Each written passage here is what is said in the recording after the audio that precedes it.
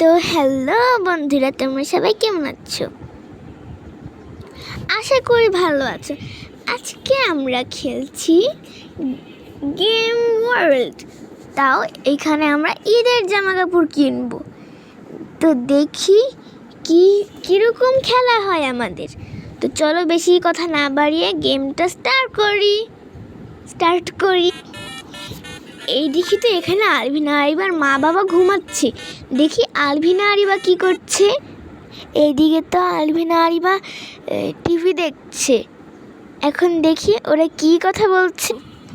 আপু সত্যি টিভির শোটা অনেক মজার।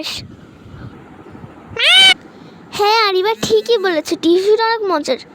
এ মা, আজকে তো আমাদেরকে ঈদের শপিংয়ে যেতে হবে।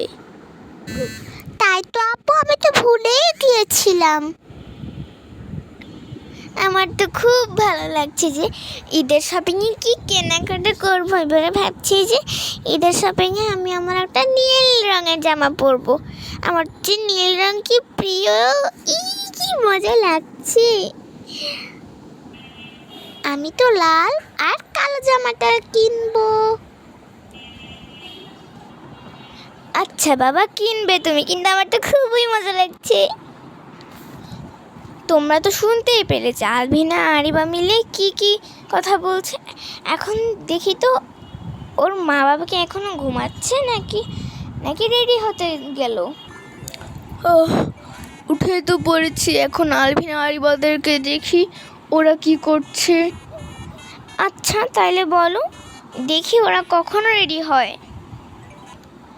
ওর মা বাবা তো এইদিকে বাইরে যাওয়ার ব্যাপারে কথা বলছে।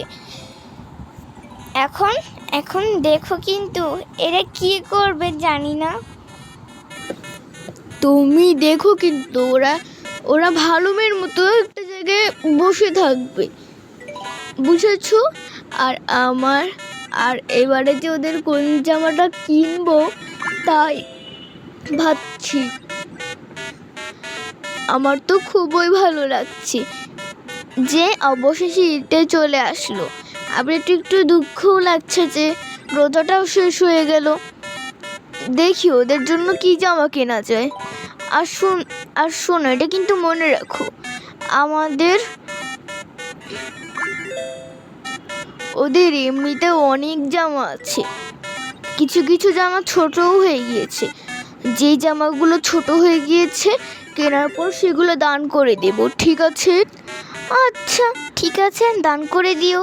কিন্তু একটা কথা মনে রেখো, ওরা যেন না জানতে পারে এটা। আচ্ছা, ওরা জানতে পারবে না। আমার তো খুবই ভালো লাগছে।